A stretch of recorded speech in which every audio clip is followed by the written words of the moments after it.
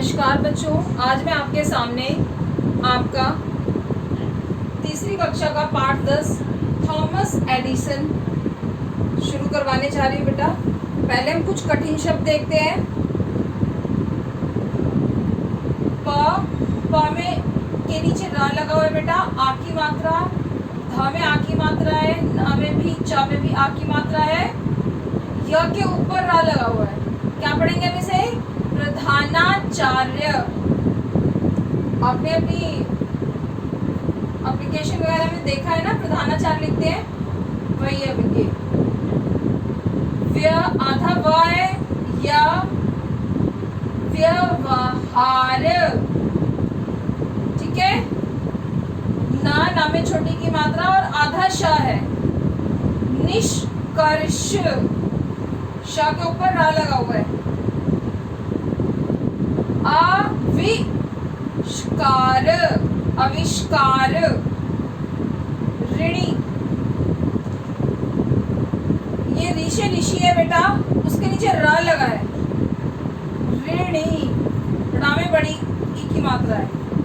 शीशी, या है, इसलिए श में छोटी की मात्रा आई है। शीशिया। उत्तीर्ण, छोटा हुआ है, ता में बड़ी की मात्रा, ड़ा के ऊपर रा है। उत्तीर्ण।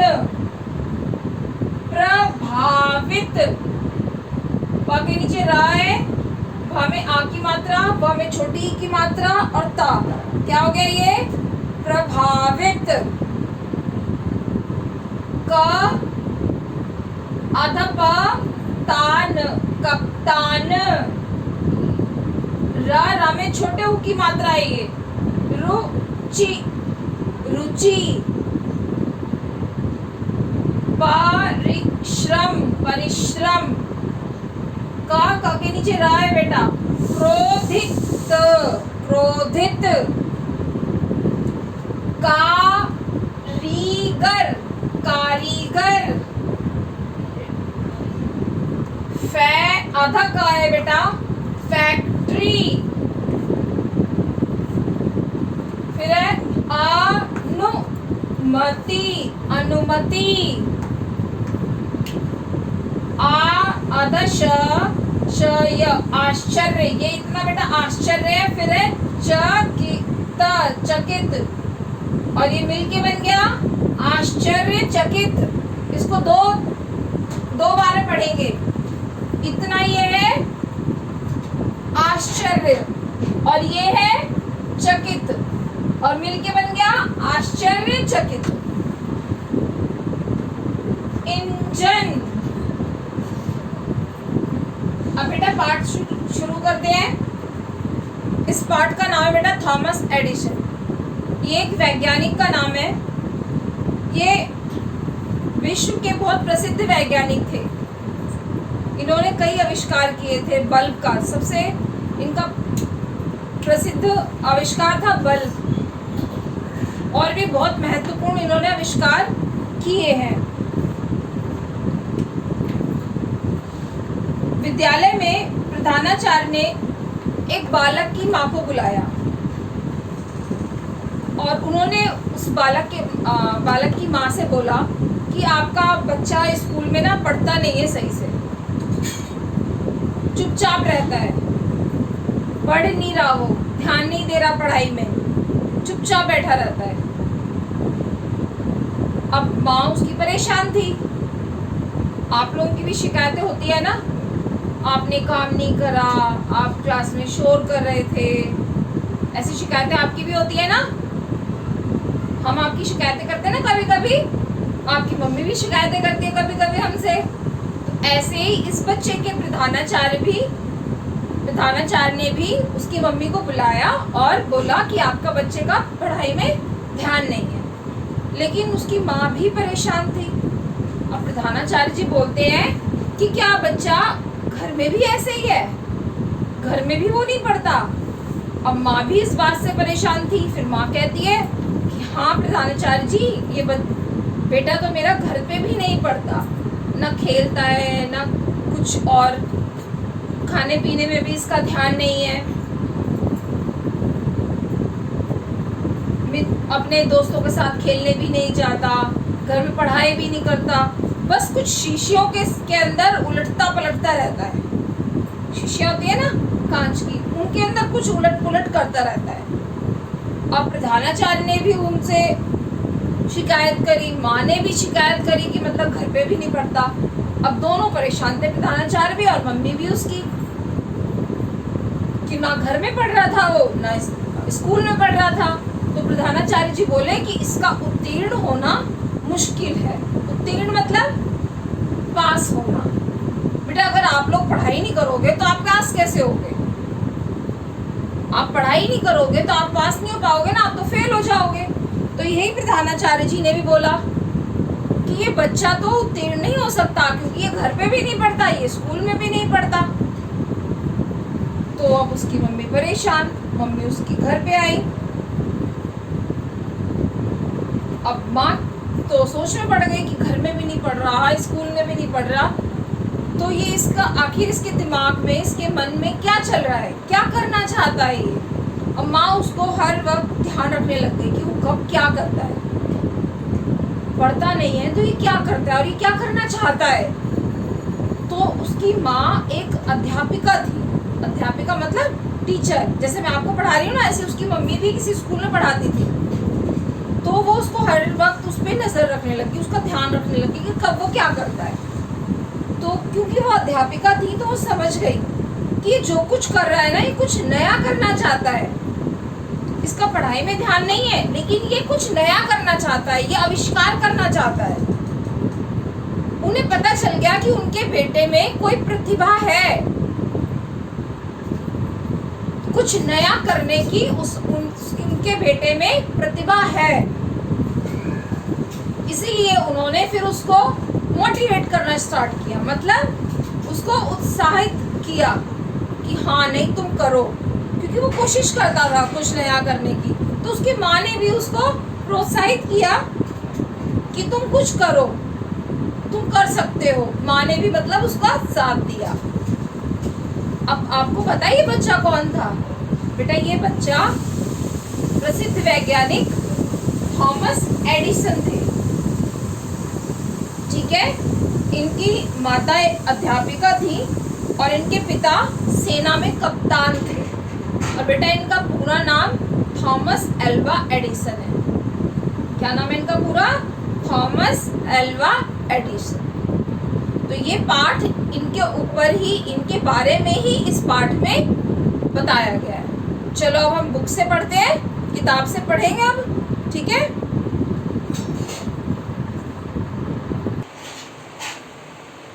ये बेटा थॉमस एल्वा एडिसन, ये इनका पूरा नाम था। पढ़ाई में रुचि ना होने के कारण उसने स्कूल जाना छोड़ दिया। उन्होंने फिर कुछ दिन के बाद स्कूल जाना छोड़ ही दिया। 12 वर्ष का होने पर उसने अखबार बेचने का काम शुरू किया। वह रेलगाड़ी में अखबार बेचा करता था। जो कमाई होती उसे विज्ञान के प्रयोगों में खर्च कर देता था। थोड़े दिनों बाद वह रेलगाड़ी में साग सब्जियां भी बेचने लगा। 12 वर्ष के बालक को इतने परिश्रम का काम करते देखकर सब चकित हो जाते थे। 12 वर्ष का थॉमस एडिसन अखबार बेचते थे और फिर साग सब्जियां भी बेचने लगे रेलगाड़ी में, तो सब लोग चकित रह गए। रेलगाड़ी के एक डिब्बे में ही उसने अपनी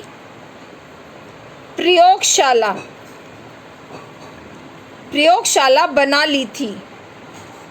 रेलगाड़ी में ही उन्होंने प्रयोग करना शुरू कर दिया। एक दिन की बात है, वह प्रयोग कर रहा था कि रेलगाड़ी के डब्बे में फास्फोरस गिर जाने से आग लग गई।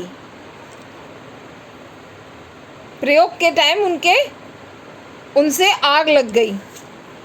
आग तो बुझा ली गई, मगर गाड़ी के गार्ड ने क्रोधित होकर एडिसन के कान पर इतना जोर का तमाचा जड़ दिया कि उसके कारण उसे ऊंचा सुनाई देने लगा। क्योंकि एडिसन से आग लग गई थी तो गार्ड ने उनके कान पर एक तमाचा मार दिया, एक थप्पड़ मार दिया, और वो इतनी ज़ोर से थप्पड़ था कि उनका सुनाई देना कम हो गया। उसे गाड़ी से भी उतार दिया उन्हें। बालक तमाचा मारे जाने से प्रसन्न हुआ।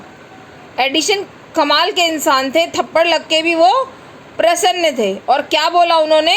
दुखी या निराश नहीं हुआ। वो बोला, चलो अच्छा ही हुआ, तमाचा मारे जाने से मुझे ऊंचा सुनाई देने लगा है, इसलिए अब बेकार की बातें मुझे सुनाई नहीं देंगी। मतलब उन्होंने कहा अब मुझे ऊंचा सुनाई देने लग गया, मतलब कम सुनाई देने लग गया, तो अच्छा हुआ। अब मुझे जो बेकार की बातें हैं ना, मुझे वो सुनाई नहीं देंगी। अब क्या करा उन्होंने आगे? एडिसन ने एक फैक्ट्री में नौकरी कर ली। अब उन्होंने एक फैक्ट्री में नौकरी कर ली।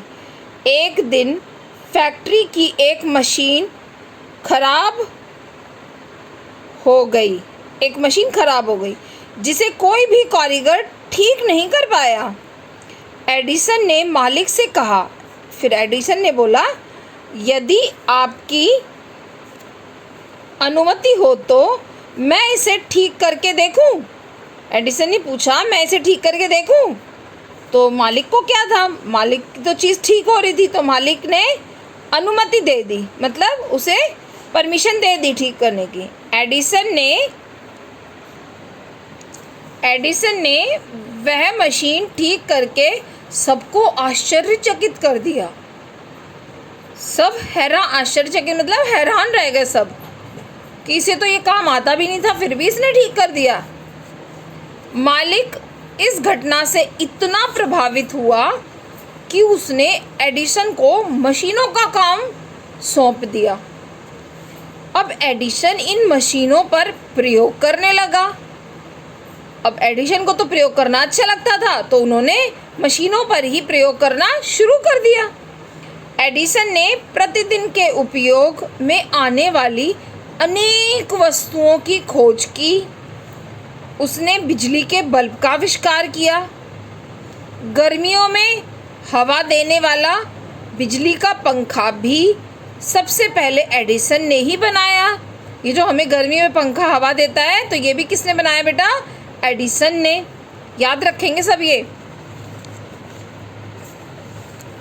एडिसन ने अपने प्रयोग जारी रखे और एक के बाद एक आविष्कार करता चला गया।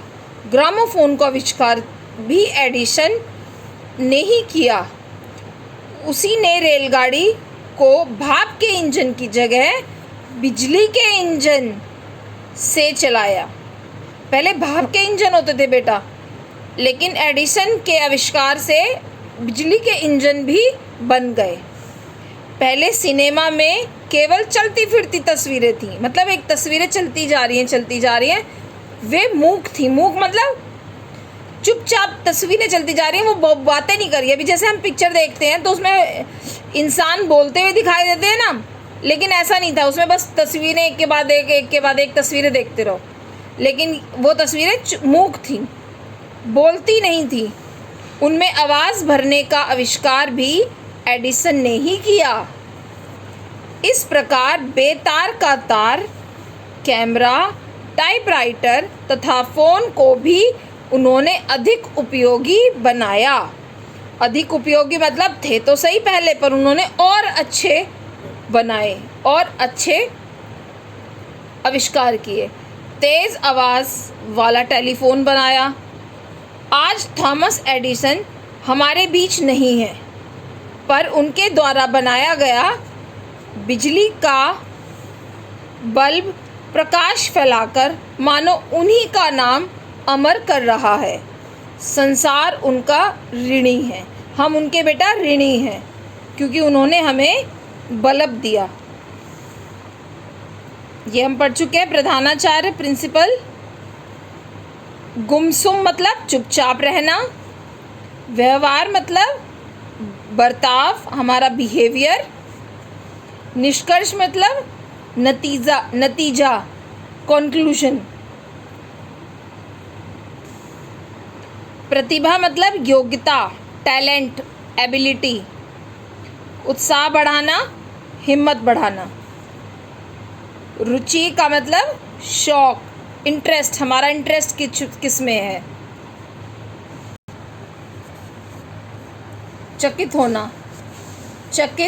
होना मतलब हैरान रह जाना। टू वंडर, अनुमति मतलब आज्ञा, किसी से परमिशन लेना।